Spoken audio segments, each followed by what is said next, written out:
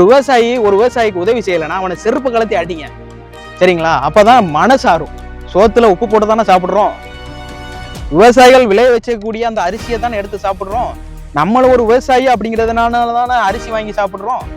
உங்களுக்கு என்ன விவசாயம் தெரியும்னாலும் கேளுங்க. நம்ம சொல்லி கொடுக்கறதுக்கு நாங்க இருக்கிறோம். என்னை போன்ற விவசாயிகள் இருக்கிறாங்க, என்னை போன்ற யூடியூபர்ஸ் இருக்கிறாங்க.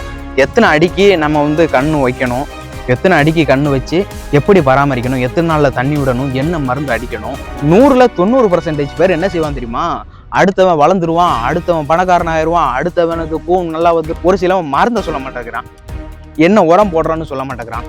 அது மாதிரி பார்த்துக்கிட்டேன்னா எதுவுமே சொல்ல மாட்டேங்கிறான். அப்போ அவங்கெல்லாம் ஒரு விவசாயம் இருக்கிறதுக்கு என்ன தகுதி இருக்கு? சொல்லி கொடுத்தவன் நல்லவன், சொல்லி கொடுக்காதவன் முட்டாளு. இங்க சங்கரவூர்ல தான் இந்த பிரச்சனை இருக்குன்னு பார்த்தா, தூத்துக்குடியில ஒருத்தர் நம்ம நண்பர் இருக்காங்க, அவங்களுக்கு போன் அடிச்சு கேட்டா இதே பிரச்சனை தான் சொல்றாங்க. மதுரையில போன் அடிச்சா இதே தான் சொல்றாங்க, திருநெல்வேலியில கேட்டாலும் இதே தான் சொல்றாங்க. அப்புறம் எதுக்குங்க அப்படின்னா, எல்லா இடத்துலயும் இவ்வளவு பிரச்சனைகள் இருந்துச்சுன்னா விவசாயம் அழிஞ்சுக்கிட்டு தான் போகும். தயவு கூர்ந்து இனிமையாவது திருந்துங்க மக்களே. உறவுகளுக்கு வணக்கம். இப்போ பார்த்துக்கிட்டேன்னு வச்சுக்கோங்களேன், மல்லிகைப்பூ விவசாயத்தை பற்றி நம்ம முழுமையாக இந்த காணொலியில் பார்க்க போகிறோம். எத்தனை அடிக்கு நம்ம கண்ணு வைக்கணும், எத்தனை அடிக்கு கண்ணு வச்சு எப்படி பராமரிக்கணும், எத்தனை நாளில் தண்ணி விடணும், என்ன மருந்து அடிக்கணும், அது மாதிரி இதுக்கு களைக்கொல்லி பயன்படுத்தலாமா. ஒரு சிலவங்க பொய் சொல்லி வீடியோ போடுவாங்க, அந்த பழக்கம் நம்மளுக்கு கிடையாது. உண்மையை உடைச்சி தெளிவாக பேச போகிறோம் இந்த காணொலியில்.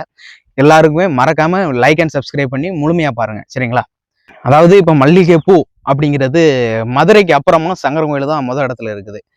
சங்கரங்கோயில் பகுதியில் தான் அதிகமான மல்லிகைப்பூ பயிரிட்டு வராங்க. ஆனால் அந்த பயிரிடுவது எங்கெல்லாம் வாங்கிட்டு வராங்கன்னா, தங்கச்சி மடம், அதாவது ராமநாட்டில் இருக்கக்கூடிய தங்கச்சி மடத்தில் ஒரு கன்று வாங்கிட்டு வராங்க. அதை வாங்கிட்டு இப்போ நீங்கள் இங்கே உள்ள புரோக்கர்ஸ் இருப்பாங்க, அவங்ககிட்ட நீங்கள் சொன்னாலே போதும், அவங்க உங்ககிட்ட கொடுத்துருவாங்க. இல்லை அப்படின்னா நீங்களே தங்கச்சி மடத்தில் போய் வாங்கிக்கலாம். ஏன்னா அங்கேருந்து இங்கே கொரியர் போடணும், அவ்வளோ பிரச்சனைகள் இருக்குது, அதை பார்த்துக்கோங்க. அதுக்கு பிறகு என்ன செய்யணும்னா, 8க்கு 8 அல்லது 7க்கு 7 குழி எடுங்க. தேவையில்லாம ஒரு சிலவன் சொல்லுவான் 4 அடி சொல்லுவான், இல்லை 5 அடி சொல்லுவான், இல்லை அப்படிலாம் கிடையாது. 7 அடியிலேருந்து 8 அடி எடுத்து நீங்க குழி தோண்டினா தான் அதுக்கப்புறம் நீங்க உள்ள போயிட்டு வர்றதுக்கு, வெளியில வர்றதுக்கு, பூ எடுத்துட்டு உள்ள போயிட்டு வெளியில வர்றதுக்கு சரியா இருக்கும். அதே மாதிரி 8 அடிக்கு நீங்க குழி எடுக்கிறேன்னு வச்சுக்கோங்களேன், குழியில வச்சு, ஏன்னா 1/2 அடி இன்னும் இவ்வளவு தூரம் தோண்டிட்டு அப்படியே ஊனிட்டு வச்சேன்னு வச்சுக்கோங்க. அதுக்கப்புறம் கரெக்டா இன்னைக்கு ஊனி இருக்கேன்னா நாளைக்கு காலையில தண்ணி விட்டுறணும். அப்புறம் ஈரம் எப்பமெல்லாம் இதாகுதோ அப்பமெல்லாம் தண்ணி விட்டுக்கிட்டே வாங்க. அப்படி விட்டுட்டு வரும்போது அப்பதான் உங்களுக்கு வளர்ச்சி சரியா இருக்கும். அது மாதிரி நல்லா நீங்க வளர்க்கணும் அப்படின்னா, நீங்க மருந்து எதுவுமே ஸ்ப்ரே பண்ணக்கூடாது. ஃபர்ஸ்ட் உரம் தான் போடணும். உரம் போட்டுட்டு வாங்க. உரம் போட்டதுக்கு அப்புறமா எதுவும் எவனும் சொல்லுவான், அவன் மருந்து அடிக்க சொல்லுவான், இவன் அதெல்லாம் கிடையாது. தயவு கூர்ந்து யாருமே மல்லிகை பூவை பொறுத்தவரை எவனுமே சொல்லி கொடுக்க மாட்டாங்க. 100ல் 10% பேர் இருக்கிறான். 100ல் 10% பேர் மட்டும்தான் மல்லிகை பூவை பத்தி A to Z சொல்லி கொடுப்பான். 100ல் 90% பேர் என்ன செய்வான் தெரியுமா? அடுத்தவன் வளர்ந்துருவான், அடுத்தவன் பணக்காரன் ஆயிடுவான், அடுத்தவனுக்கு பூ நல்லா வந்துடும், அடுத்தவன் மல்லிகைப்பூ வந்துருச்சு வச்சுக்கோங்களேன், அவனை கையில பிடிக்க முடியாது. அதெல்லாம் கிடையாது. ஏங்க உதவி செய்யுங்க, அதுக்கு தான் நீ இருக்க. உதவி செய்ய முடியலன்னா நீ கம்முன்னு போய்க்கினே இரு. ஒரு 4 அல்ல கைகளை வச்சுக்கிட்டு தேவையில்லாம, அதாவது நம்ம பூ தான் நம்பர் 1. அதாவது இப்போ நீங்கள் சங்கரவல் மார்க்கெட் எடுத்துக்கிட்டேன்னு வச்சுக்கோங்களேன், சங்கரவல் மார்க்கெட்டுக்கு நம்ம பூ தான் நல்ல பூவு, நம்ம பூவை அடிச்சுக்க ஆளே கிடையாது. அதெல்லாம் என்னங்க பயிற்சி? அடுத்தவனுக்கு நீ சொல்லி கொடுக்குறியா? அதுதான் அங்கே பேசும், சரிங்களா? சும்மா நீ 4 பேர்த்த அல்ல கையில் வச்சுக்கிட்டு என் பூ தான் நம்பர் 1, உங்கள் பூலாம் வேஸ்ட்டு அப்படிலாம் ஒரு மண்ணாங்கட்டியும் சொல்லாத, சரிங்களா? அடுத்தவங்களுக்கு சொல்லி கொடுங்க. விவசாயிகள் இருக்கிறாங்கன்னா விவசாயிகளுக்கு சொல்லி கொடுங்க. நீங்க வாட்டில சொல்லி கொடுக்காம 1008 குறை சொல்லிக்கிட்டு உங்க பூ என்ன இப்படி வந்திருக்கே, நீ அப்போனா முடிஞ்சா நீ மருந்து பெற சொல்லப்பா, நீ இந்த மருந்து அடிக்கணும் சொல்லலாம் பார்ப்போம். அது சொல்ல மாட்டேங்கிற, சும்மா அடுத்தவனே குறை சொல்லிக்கிட்டு எவ்வளவு காலம் குறை சொல்லிக்கிட்டு இருப்ப? சொல்லுங்க பார்ப்போம்.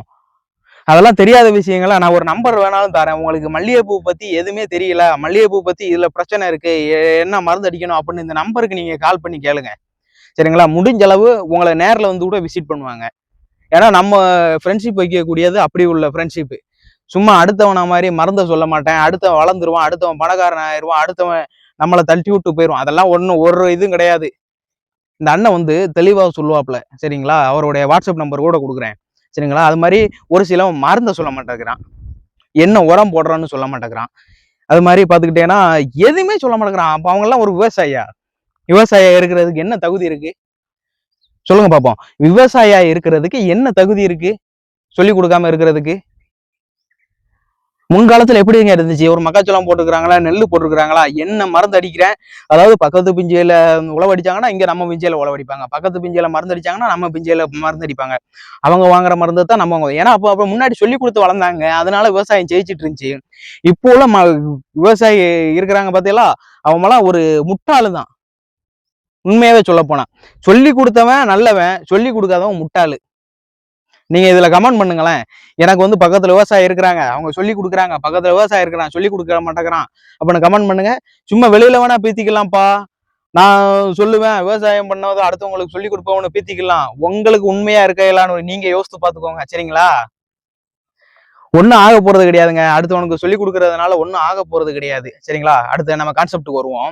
இப்போ வந்து 8 அடி குழி தோண்டிட்டோம், அப்புறம் ஒரு நாள் விட்டுட்டு ஒரு நாள் தண்ணி விட்டுட்டு வரோம். அதுக்கப்புறமா பூவுக்கு தளிருக்கு அது மாதிரி எதுவும் பிரச்சனை வராம இருக்கிறதுக்கு மருந்து பயன்படுத்துறோம். ஒரே மருந்து தான் பயன்படுத்த போறோம்.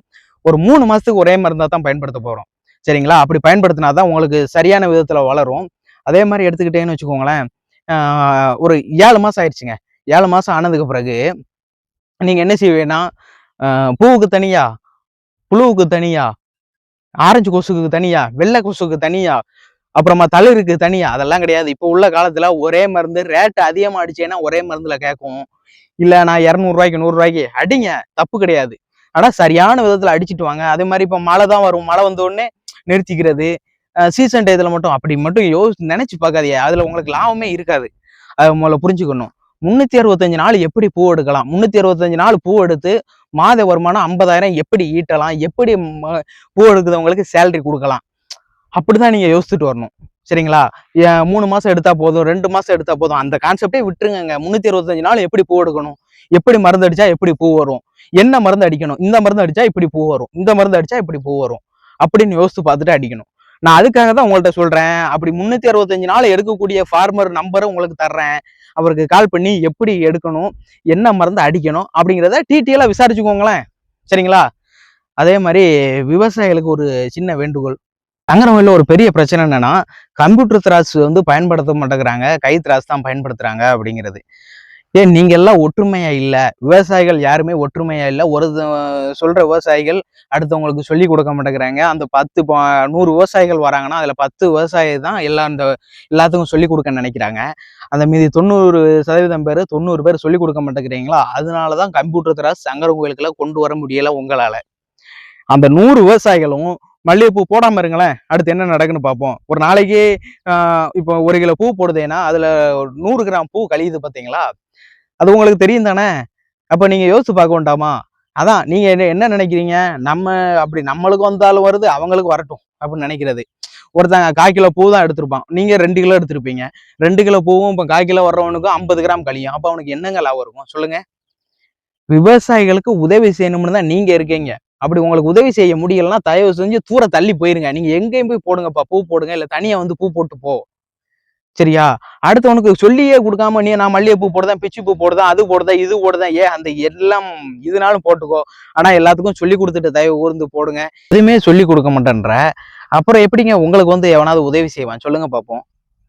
இப்போ நீங்க ஒரு பிரச்சனையை முன்னெடுக்கிறீங்க, அதை முன்னெடுத்து உங்களால சரியான விதத்துல கொண்டு போக முடியல. ஏன் நீங்க அந்த எப்படி சொல்ல 4 அல்ல கையில வச்சுக்கிட்டு நீங்க பண்றதுனாலதான் எதுவுமே ஜெயிக்க முடியல. அதை முதல்ல தெரிஞ்சுக்கணும்.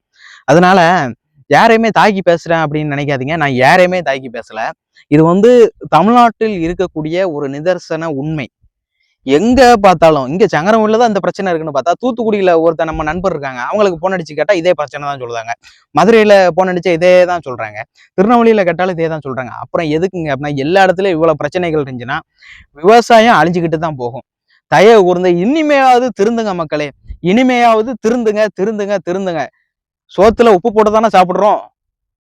விவசாயிகள் விளைய வச்சக்கூடிய அந்த அரிசியை தானே எடுத்து சாப்பிடுறோம். நம்மள ஒரு விவசாயி அப்படிங்கிறதுனால அரிசி வாங்கி சாப்பிடுறோம் சொல்லுங்க? இல்ல நாங்க மாத்திரை தான் சாப்பிடுவோம், அதெல்லாம் கிடையாதுல்ல. எல்லாத்தையும் சிந்திச்சு வச்சுக்கோங்க, சிந்திச்சு பாருங்க. விவசாயி இல்லைன்னா நம்ம இல்ல, அந்த விவசாயியா தான் நம்ம இருக்கிறோம். அதனால எல்லாத்துக்கும் உதவி செய்யணும். ஸோ அரிசி மட்டும் உலகத்துக்கு நெல் உற்பத்தி பண்ணக்கூடிய விவசாயிகள் உலகத்துக்கே சோறு போடுறாங்க பாத்தீங்களா? விவசாயி வாழ்ந்தால்தான் ஒரு நாடு வாழும். ஒரு விவசாயி ஏழையாக இருக்கிறான் என்றால் அந்த நாடும் ஏழையான நாடாகத்தான் கருதப்படும். அதுல முதல்ல தெரிஞ்சுக்கோங்க. அதனால எல்லா விவசாயிகளுக்கும் வந்து உதவி செய்யுங்க, எல்லா உழவர்களுக்கும் உதவி செய்யுங்க. நீங்க பண்ணக்கூடிய லாபங்களை வந்து அடுத்தவங்களுக்கு சொல்லுங்க. இது மாதிரி பயன்படுத்துங்க, இப்படி பயன்படுத்துங்க அப்படின்னு தெளிவா சொல்லுங்க. அவங்க உங்களை மாதிரி பயன்படுத்த போறாங்க. நீங்க அவங்க கூட போய் நிக்கணும்னு அவசியம் கிடையாது. இந்த மருந்து அடிங்க, இப்படி பயன்படுத்துங்க, களைக்கொல்லி பயன்படுத்தாதீங்க அப்படின்னு தெளிவா சொல்லுங்க. அப்பதான் ஜெயிக்க முடியும். தயவு கூர்ந்து இனிமையாவது திருந்துங்க, திருந்துங்க. எல்லா விவசாயிகளுக்கும் உதவி செய்யுங்க. நீங்க அப்படியே தான் இருந்தீங்கன்னா உங்களுக்கு ஒண்ணும் நடக்க போறது கிடையாது. உங்களுக்கு என்ன விவசாயம் தெரியும்னாலும் கேளுங்க. நம்ம சொல்லி கொடுக்கறதுக்கு நாங்க இருக்கிறோம். என்னை போன்ற விவசாயிகள் இருக்கிறாங்க, என்னை போன்ற யூடியூபர்ஸ் இருக்கிறாங்க. சொல்லி கொடுக்கலாம், நீங்க அவனை மதிக்காதீங்க, அவனை தூர தட்டி விட்டுருங்க. சரிங்களா? ஒரு விவசாயிக்கு உதவி செய்யலைன்னா அவனை செருப்பு கலத்தி அடிங்க. சரிங்களா? அப்பதான் மனசாரும். ஆடு மாடு மேய்ப்பது அரசு வேலை.